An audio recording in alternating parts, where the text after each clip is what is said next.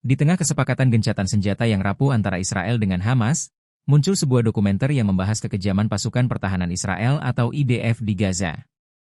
Film dokumenter yang berjudul Breaking Ranks Inside Israel's War yang bakal tayang di Inggris pada Senin, 10 November 2025, malam waktu setempat, menunjukkan kekejaman tentara Israel selama perang di Gaza. Sejumlah prajurit IDF secara terbuka membongkar praktik pelanggaran norma dan batasan hukum di jalur Gaza.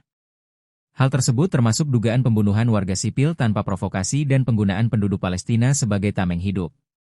Testimoni tersebut menunjuk pada adanya praktik yang mereka sebut sebagai sebuah kekacauan, di mana warga sipil tewas atas kehendak perwira di lapangan, serta menguapnya kode etik resmi IDF.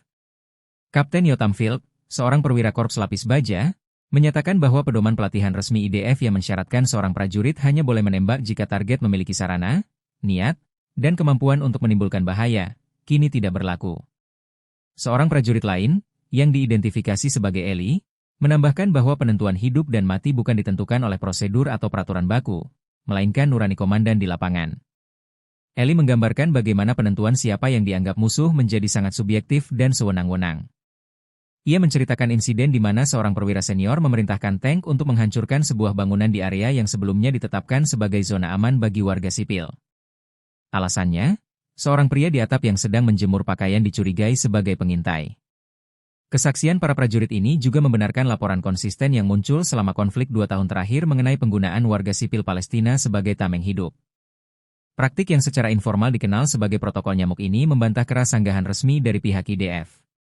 Daniel, komandan unit tank, menjelaskan cara kerja protokol tersebut.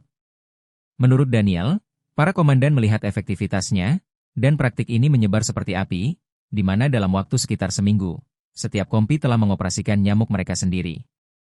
Beberapa prajurit yang diwawancarai dalam Breaking Ranks mengaku dipengaruhi oleh narasi para politisi dan pemimpin agama Israel. Mereka menyarankan bahwa, pasca serangan Hamas 7 Oktober 2023, setiap warga Palestina adalah target yang sah.